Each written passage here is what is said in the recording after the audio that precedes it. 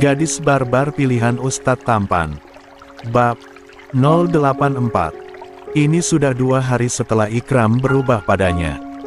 Suaminya itu menjadi dingin kembali. Dan Yulia tahu penyebabnya, siapa lagi kalau bukan dirinya.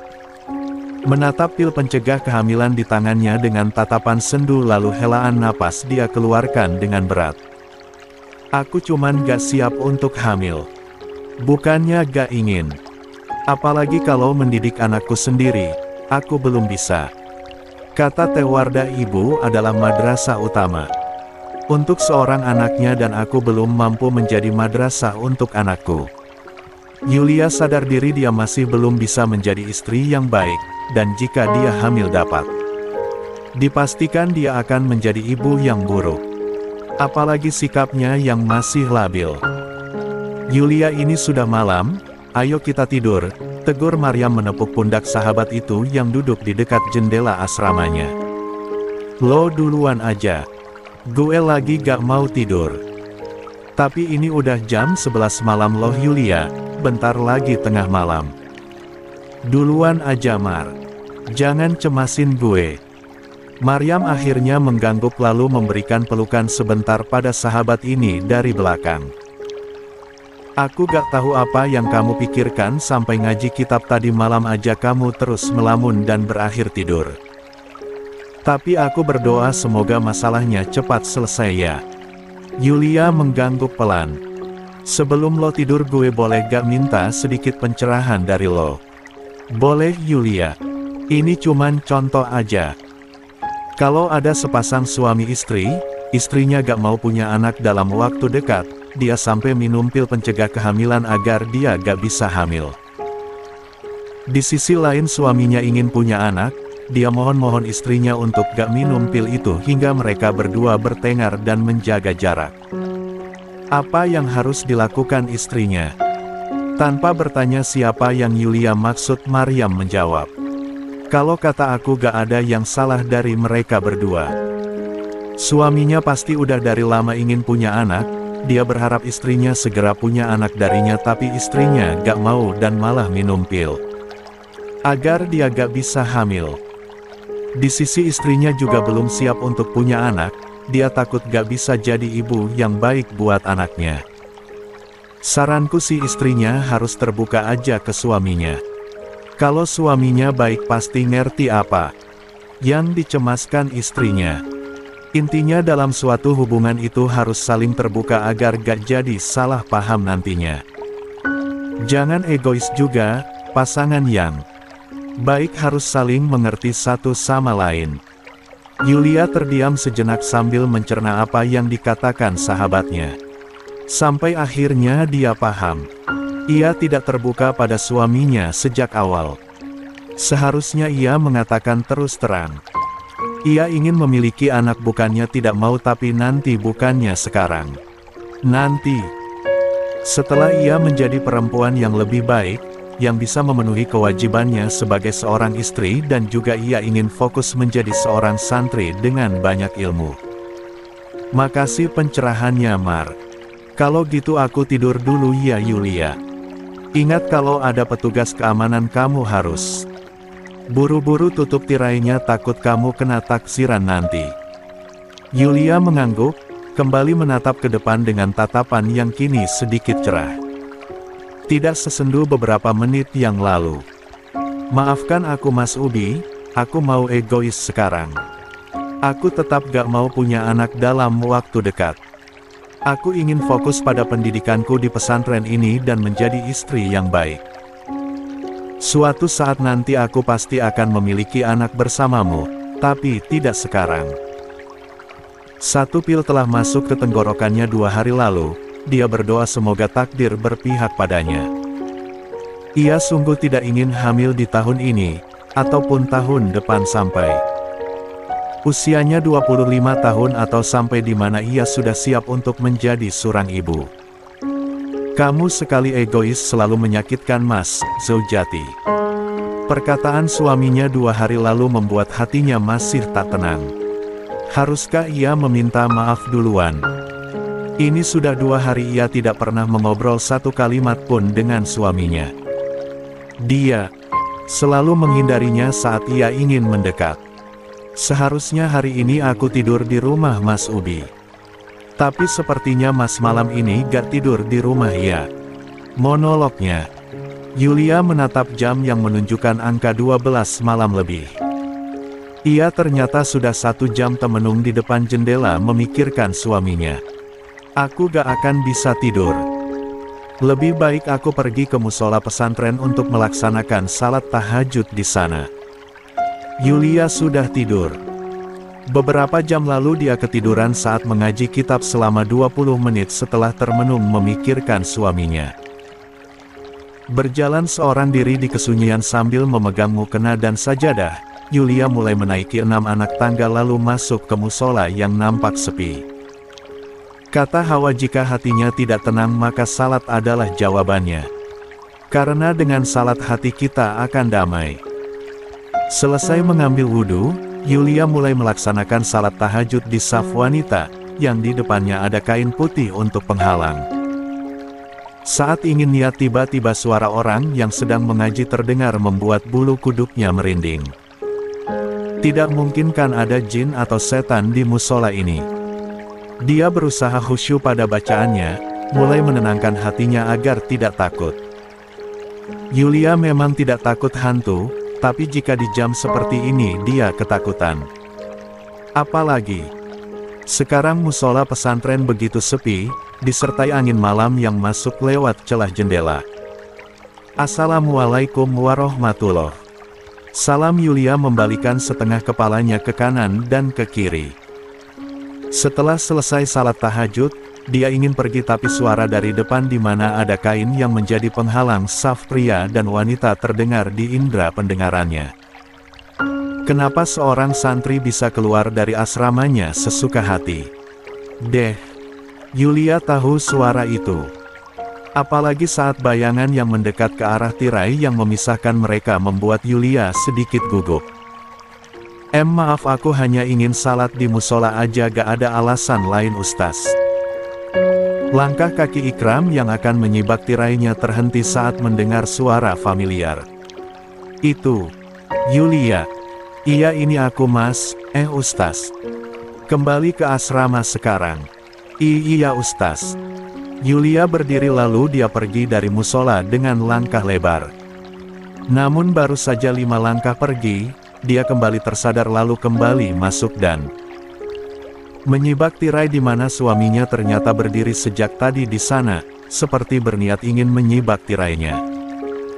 Terlihat dari tangan yang terangkat lalu dia sembunyikan ke belakang punggungnya. Kenapa? Mau saya hukum karena kamu keluar dari asrama? Yulia menggeleng lalu menatap wajah suaminya dalam-dalam. Maafkan aku Mas. Lain kali jangan datang seorang diri jika ingin keluar dari asramamu. Ajak salah satu dari mereka. Mas Ubi khawatir. Ikram diam membuat Yulia merutuki kebodohannya, suaminya masih kecewa padanya. Aku minta maaf bukan karena aku keluar dari asrama Mas. Aku minta maaf akan kejadian 2 hari lalu. Maaf telah membuat hati Mas terluka akan tindakan dan kata-kataku. Aku tahu Mas ingin punya anak, tapi aku gak mau. Aku kamu gak salah apapun, potong Ikram cepat. Mas yang salah karena memaksa keinginan Mas yang tidak bisa kamu lakukan. Walaupun itu tidak dipungkiri hati Mas terluka karena kamu gak mau hamil anak Mas dan mau fokus apa yang ada di depan kamu sekarang. Bohong kalau Mas gak kecewa. Mas menjauhimu untuk menenangkan perasaan hati Mas yang ingin egois. Mas takut egois, maka dari itu menjauh karena Mas gak tahu harus apa selain menjauhimu untuk beberapa hari ke depan. Bukannya gak mau tapi aku belum siap Mas, ralat Yulia. Aku pastikan akan hamil anak Mas. Tapi nggak sekarang. Maafkan aku karena egois Mas. Iya Mas tahu. Mas cuman ingin menjauh darimu agar perasaan kecewa ini hilang. Sekarang pergi ke asramamu. Kenapa Mas ada di musola? Mas tidur di sini ya? Yulia mengalihkan pembicaraan. Pergi ke asramamu Yulia, tegas Ikram. Bukannya pergi, Yulia malah duduk di dekat jendela sambil menyenderkan punggungnya ke dinding. Apa yang kamu lakukan? Aku juga akan tidur di musola. Tempat ini nyaman walaupun sedikit dingin. Jangan keras kepala, pergi ke asramamu Yulia. Gak mau. Yulia dengan kekeras kepalanya itu, jujur saja Ikram mulai kehabisan kesabaran. Tidak mau musola menjadi perdebatan mereka, Ikram menarik istrinya untuk pergi dari tempat ini. Lepas. Aku gak mau pergi ke asrama, Mas. Jangan keras kepala Yulia, tidur sekarang di asramamu. Yulia berusaha untuk tidak kesal. Dia melepaskan cekalan di tangan suaminya lalu tiba-tiba memeluknya dengan erat dari depan. Mas, jangan dingin kayak gini. Maafkan aku karena egois. Lepas Yulia. Mas sudah mengatakan alasannya kenapa Mas bersikap seperti ini. Aku gak akan lepasin Mas sampai Mas kembali bersikap perhatian padaku lagi. Mas akan kembali seperti yang kamu inginkan, tapi nanti setelah Mas ikhlas akan keputusan kamu, sahut Ikram berusaha menahan dirinya untuk tidak membalas pelukan dari istrinya. Jujur saja ia merindukan rasa hangat ini. Yulia semakin mengeratkan pelukannya. Aku gak suka Mas seperti ini. Aku tahu Mas kayak gini karena aku. Tapi aku mohon kembali ke Mas yang aku kenal. Baiklah jika kamu tetap tidak ingin melepaskan pelukannya. Kamu memang kepala batu. Ikram kini diam sambil duduk di kursi dekat pohon membuat Yulia harus duduk di pangkuannya. Kamu udah minum pilnya? Yulia mengangguk membuat Ikram semakin kecewa. Mas kecewa karena kamu memakan pil itu. Maaf. Itu sudah keputusanmu. Kamu yang hamil jadi kamu yang memutuskan. Abaikan apa yang suamimu ini katakan. Kamu juga harus egois sesekali walaupun Mas harus merasakan terluka akan keegoisanmu itu. Tapi gak apa-apa Mas bisa menahannya dengan cara menjauh darimu untuk beberapa hari sampai hati Mas kembali seperti dulu. Yulia menggigit bibirnya menahan tangisan, suaminya kecewa berat padanya. Bukannya marah, suaminya ini memilih menjauh beberapa hari darinya. Itulah memang yang selalu dilakukan Ikram. Dia takut egois juga ingin memaksa Yulia untuk setuju akan keinginannya, padahal istrinya tidak mau. Ikram tidak mau menjadi pria seperti itu. Dan kini dia masih menenangkan hatinya yang kecewa. Jangan sentuh Mas, Yulia. Yulia mengurungkan niatnya untuk menyentuh rahang suaminya. 5 menit lagi kamu harus pergi ke asrama dan tidur. Maunya tidur di sini boleh. Ikram menggeleng dengan pandangan terus lurus ke depan. Hatinya bahkan kini tidak merasakan apapun saking kecewanya pada istrinya. Mas mau cium aku malam ini gak? Gak. Peluk aku. Gak.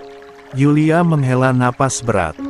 Ia memang bukan istri yang baik, terus saja melukai hati tulus suaminya. Tadi Mas ngapain di musola? Mas jawab. Jangan diam, desaknya dengan tatapan memohon. Mas Ikram. Ikram menghela napas penuh lelah. 2 menit lagi kamu bisa pergi ke asrama. Gak mau. Aku mau tidurnya di dekapan Mas. Yulia memiringkan tubuhnya lalu memeluk perut suaminya erat-erat. Mas gak suka Yulia, tegas pria itu akhirnya. Jangan peluk Mas. Jahat. Akhirnya Yulia mengeluarkan kekesalannya. Aku kan udah minta maaf dengan tulus. Dan Mas udah ngerti apa yang aku rasakan, kenapa Mas jahat padaku? Ikram hanya bisa diam sambil memegangi perutnya yang perih. Ia lagi-lagi telat makan. Sepertinya maknya akan kambuh lagi. Pria yang memakai jubah sebatas mata kaki itu berdiri membuat Yulia ikut berdiri. Mas pergi. Tunggu, bisa aku ikut? Ikram menepis tangan istrinya tidak terlalu kencang lalu pergi sambil memegangi Perutnya yang kini sakit luar biasa. Kembali ke asrama sekarang. Jangan membantah perintah suamimu, Yulia Aureta. Nazira. Ketika nama lengkapnya dipanggil, Yulia tahu suaminya sudah menahan amarah padanya. Ia mau tak mau mengangguk dengan perasaan kecewa. Baiklah kalau gitu aku pergi, Mas Ubi. Assalamualaikum. Bagaimana kabarmu, Ikram?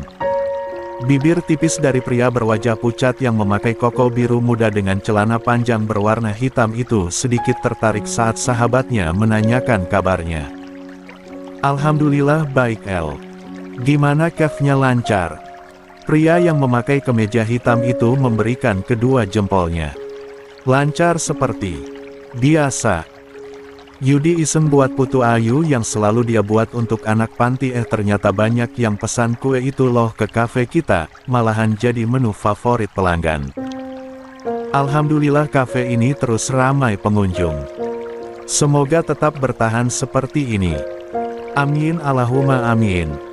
Dari ekspresimu itu saya yakin kamu ada masalah, Ram. Wajah kamu pucat loh. Jangan bilang kamu lagi sakit. Ikram menggeleng sambil memijat pangkal hidungnya. Saya hanya lelah. Kalau lelah istirahat. Kamu terlalu memaksakan tubuhmu untuk bekerja. Jika kamu sakit gimana nanti, Ram? Ikram meletakkan wajahnya ke meja lalu menatap teh manis yang ada di depannya. Beralih menatap ke jendela dekat pintu kafenya yang sudah terbuka dan ada beberapa pengunjung yang datang. Masalah kafe dia percayakan pada sahabat. Ia lega karena menjadikan Rafael manajer kafenya. Saya tidak ingin kepo masalah rumah tanggamu dengan Yulia. Tapi saya tahu kamu seperti ini bukan karena pekerjaan tapi karena masalah dengan istrimu lagi kan? Ikram mengangguk, memejamkan matanya sejenak agar pikirannya tentang istrinya hilang dalam ingatannya, walaupun semua sia-sia saja. Sudah 3 hari berlalu sejak Yulia mengobrol dengannya di dekat masjid. Ia selalu menghindar saat istrinya mendekat.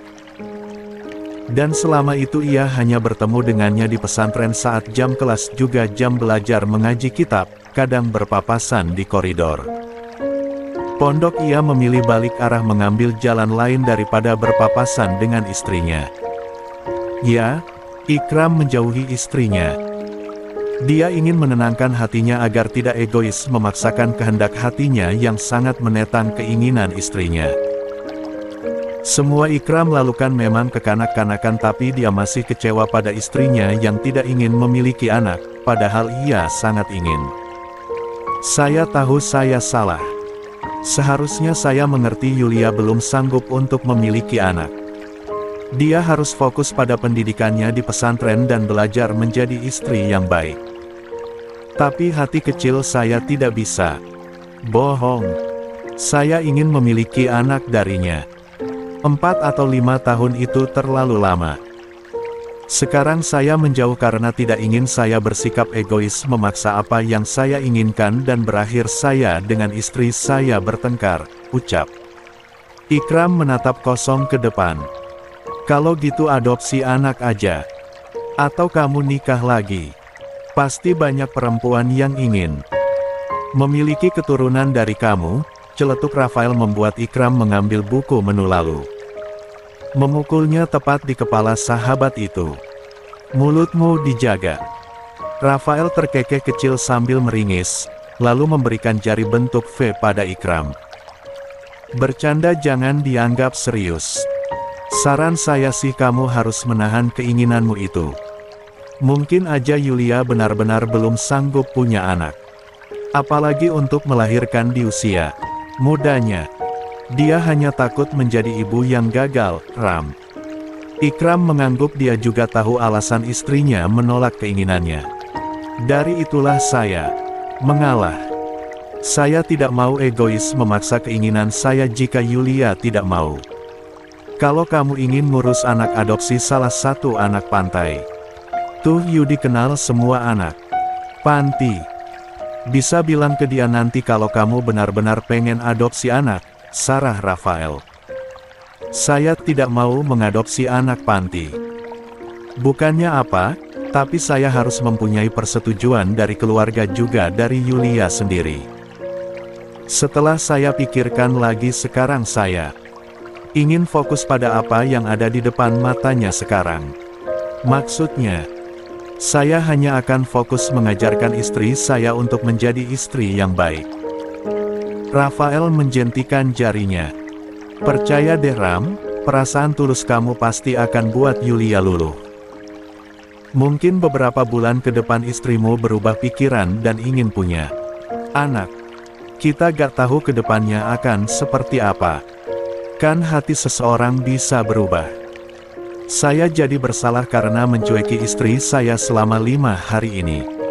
Hati saya benar-benar kecewa selama beberapa hari ini terus mengingat dia membeli pil pencegah kehamilan agar tidak hamil. Hah, dan sekarang bagaimana cara saya memulai meminta maaf? Sekarang Ikram bingung sendiri. Saya sudah mengenalmu dari kecil Ram. Kamu suka bingung kalau memulai sesuatu apalagi meminta maaf pada orang. Takutnya kamu malah semakin menjauh lebih baik. Tunggu aja istrimu yang memulai. Walaupun saya belum sepenuhnya tahu sikap Yulia, tapi saya yakin dia yang akan memulai meminta maaf padamu dengan segala caranya.